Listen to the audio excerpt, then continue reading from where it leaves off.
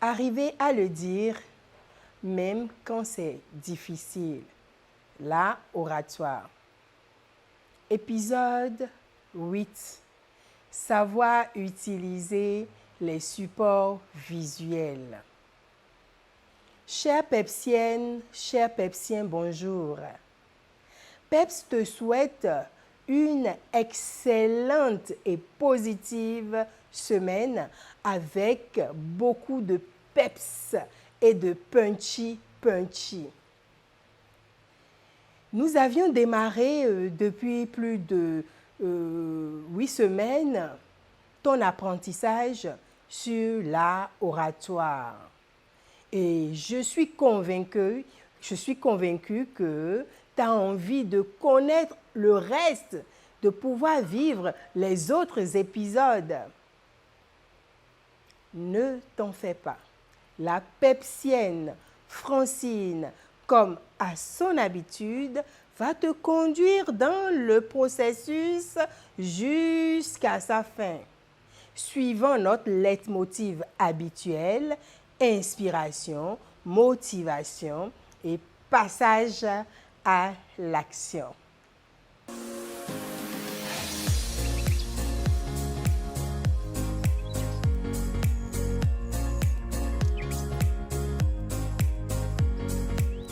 L'objectif de PEPS au travers de cette vidéo est de t'amener à savoir utiliser les supports visuels dans ton discours. Si vous vous en souvenez bien, les épisodes 2 et 7 de votre émission mentionnaient les supports visuels comme l'un des types d'arguments de renfort pour un discours. C'est un outil précieux pour les orateurs, car les auditeurs retiennent plus facilement ce qu'ils voient et entendent simultanément. Et les supports visuels présentent donc 5 avantages qu'il me plaît de bien vous rappeler. Le premier avantage, ils améliorent la compréhension. Comme vous l'entendez, nous vivons dans un monde d'images. Ce n'est pas vous qui allez me démentir. Nous apprenons plus souvent en regardant qu'en écoutant.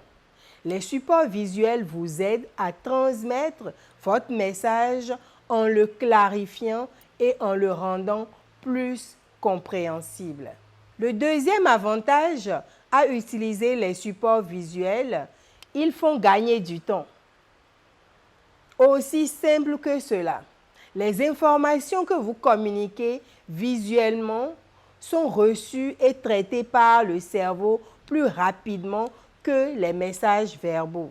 Les supports visuels sont particulièrement utiles pour aider le public à comprendre rapidement les idées complexes ou abstraites. Troisième avantage, ils améliorent la rétention d'informations. On parle bien des supports visuels. En moyenne, les gens ne se souviennent que de 10% d'un message verbal une semaine après sa présentation. Toutefois, ils se souviennent des 2/3 de ce qu'ils ont vu et entendu. Donc, c'est très important. Quatrième avantage d'utilisation des supports visuels, ils fixent l'attention. Les gens pensent plus rapidement que vous ne parlez. Leurs esprits ont donc tendance à vagabonder lorsqu'ils écoutent un discours. Les supports visuels les aident à rester concentrés sur votre message. Ils apportent également de la variété et de l'intérêt à une présentation. Cinquième avantage, ils aident à contrôler votre nervosité. Eh oui! Afficher les supports visuels vous permet d'exercer une activité physique à bon escient et qui laisse votre corps évacuer l'influx nerveux sans distraire l'auditoire. Donc, il est bon de choisir les bons supports. Et quels sont ces bons supports? Les supports visuels les plus courants sont les présentations réalisées à l'aide d'un ordinateur portable et d'un projecteur numérique. Les transparents projetés avec un rétroprojecteur, les tableaux de conférence, les tableaux blancs et les accessoires variés. Votre choix de support visuel pour un discours dépend de plusieurs facteurs, y compris les informations que vous souhaitez transmettre, la taille de votre auditoire, l'équipement à votre disposition, les supports visuels sur votre ordinateur.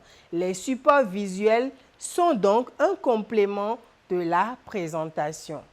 Vous n'avez pas besoin de support visuel pour chaque phrase ou pour chaque point. N'oubliez pas que des problèmes techniques, n'oubliez surtout pas que des problèmes techniques peuvent survenir pendant la présentation et prévoyez une solution alternative afin de ne pas être pris au dépourvu. Ce sont les transparents et le rétroprojecteur, les tableaux à feuilles. Les tableaux blancs, les accessoires peuvent vous y aider. Quand est-ce qu'on utilise les supports visuels? Un accessoire est un objet qui enrichit votre discours, on est d'accord. Ça peut être quoi? Un livre, une balle, un outil, un modèle ou tout autre article qui vous aide à illustrer votre point. Vous devez uniquement les utiliser pour renforcer un point principal, c'est tout. Un support visuel indique à l'auditoire ce que vous venez de dire ou ce que vous êtes sur le point de dire. Et c'est important que c'est quelque chose dont ils vont se souvenir. Ils vont se souvenir de ce que vous leur avez projeté et qui signifie ce que vous êtes en train de leur dire ou ce que vous avez l'intention de leur dire. Un support visuel permet d'améliorer la compréhension et la mémorisation d'un élément complexe. Les supports visuels permettent à votre auditoire de mieux comprendre les choses telles que la relation, la construction et les statistiques. Les supports visuels permettent également de gagner du temps. Il arrive parfois que le même message soit mieux communiqué et plus rapidement par des supports visuels que par des paroles. Certaines personnes se servent des supports visuels comme d'un prompteur pour leur présentation, qui font ainsi office de notes. Les supports visuels ne doivent qu'aider l'auditoire à mieux comprendre et à retenir votre message. Alors, si nous avons des recommandations pour la création de ces supports visuels, parce qu'il est important quand même qu'on vous aiguillonne un peu en vous faisant ces recommandations. Pour être efficace, les supports visuels doivent être faciles à lire, à comprendre et agréables à regarder. Quel que soit le type de support visuel que vous créez ou utilisez, tenez compte des recommandations suivantes. Ils doivent être visibles. Chaque personne présente dans la salle doit pouvoir voir vos supports visuels sans effort. Choisissez la plus grande taille de caractère à votre disposition, en minuscule comme en majuscule. Aérez votre texte en insérant des espaces. C'est des conseils qu'on vous donne. Limitez chaque support visuel à une seule pensée. Limitez chaque support visuel à une seule pensée ou à un seul point principal. Plusieurs points sur un même support visuel risquent de distraire l'auditoire. Les supports visuels doivent être simples. Évitez de surcharger vos supports visuels comme les gens le font si bien, avec trop d'illustrations ou de graphiques. Il faut que votre auditoire puisse rapidement en saisir l'utilité. Utilisez les couleurs à bon escient. Utilisez quelques éléments de création, comme la police de caractère, les couleurs et ou illustrations, afin que vos supports visuels soient plus agréables à regarder. Maintenant que nous vous avons fait les recommandations, nous allons quand même vous donner quelques conseils utiles par rapport au support visuel. L'utilisation efficace des supports visuels demande de la pratique. Si vous les affichez trop tôt, trop tard ou trop rapidement, cela diminuera leur impact. Tenez compte des conseils suivants. Affichez un support visuel juste avant de parler ou bien juste avant d'en parler. Votre auditoire regarde le support visuel au moment où vous l'afficherez. Faites une pause, ce qui donnera à l'auditoire le temps de le lire et de le comprendre, puis commencer à discuter du point. Deuxième conseil utile, conservez un contact visuel avec l'auditoire. Lorsque vous afficherez le support visuel, ne parlez pas à l'écran ou au tableau de conférence et ne lisez pas ce qui y est écrit. Troisième conseil utile, affichez le support visuel suffisamment longtemps. Le support visuel doit rester affiché pendant que vous développez le point. Ne laissez pas le support visuel affiché lorsque vous passerez au point suivant. Ça ne fait même pas professionnel. Quatrième conseil utile. Ne restez pas debout devant le support visuel. Tous les membres de l'auditoire doivent être en mesure de le voir. Sinon, ça ne sert à rien de le projeter. Si vous projetez un support visuel sur un écran ou si vous utilisez un tableau de conférence, tenez-vous à gauche ou à droite de cet écran ou de ce tableau. Si vous souhaitez indiquer quelque chose sur l'écran ou sur le tableau, faites-le avec votre main gauche ou avec votre main droite ou à l'aide d'un pointeur. Si vous portez un objet afin que l'auditoire puisse le voir, tenez-le à gauche ou à droite de votre corps. N'écrivez pas en parlant. Si vous devez écrire quelque chose sur le tableau à feuilles amovibles ou sur un transparent, faites une pause. Pendant que vous écrivez, tournez-vous ensuite vers l'auditoire et commencez à parler. Il y a beaucoup qui font cette erreur, ils sont en train d'écrire et en même temps de parler. Surtout les enseignants, ceux qui déroulent des cours. Affichez le bon support visuel. Si vous voulez oublier une partie de votre discours ou si vous ne suivez pas votre plan, il est fort probable que vous n'affichiez pas le bon support visuel.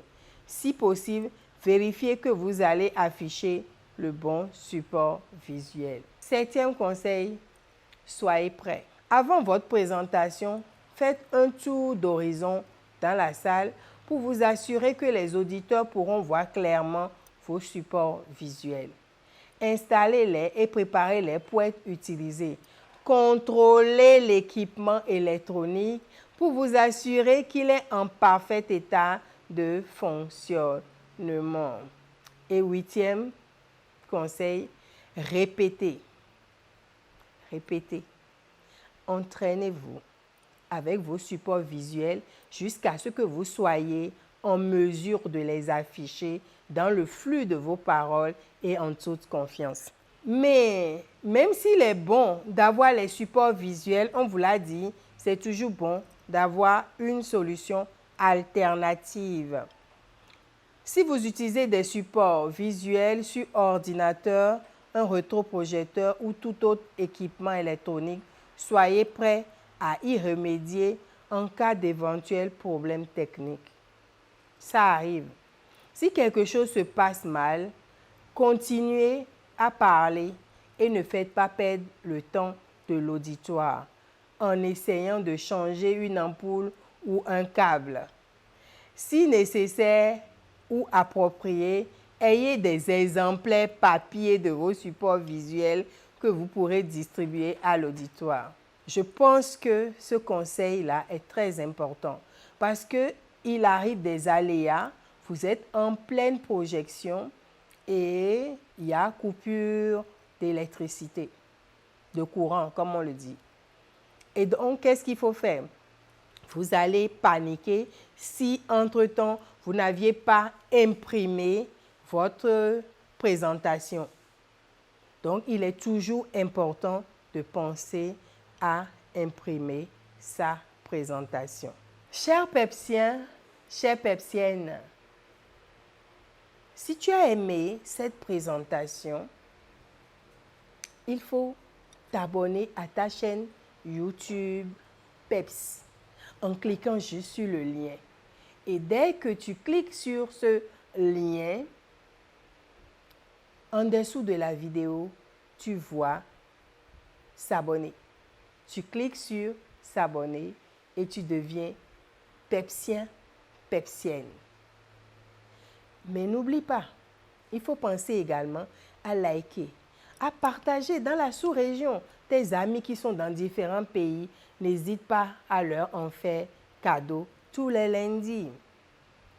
Également, tu peux faire des commentaires parce que Pep se nourrit de tes commentaires pour pouvoir mieux te servir.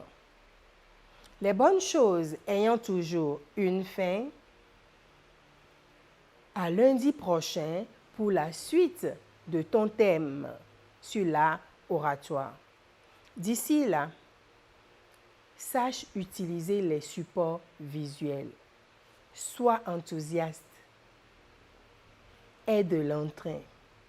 Aie carrément du peps. Merci, bisous.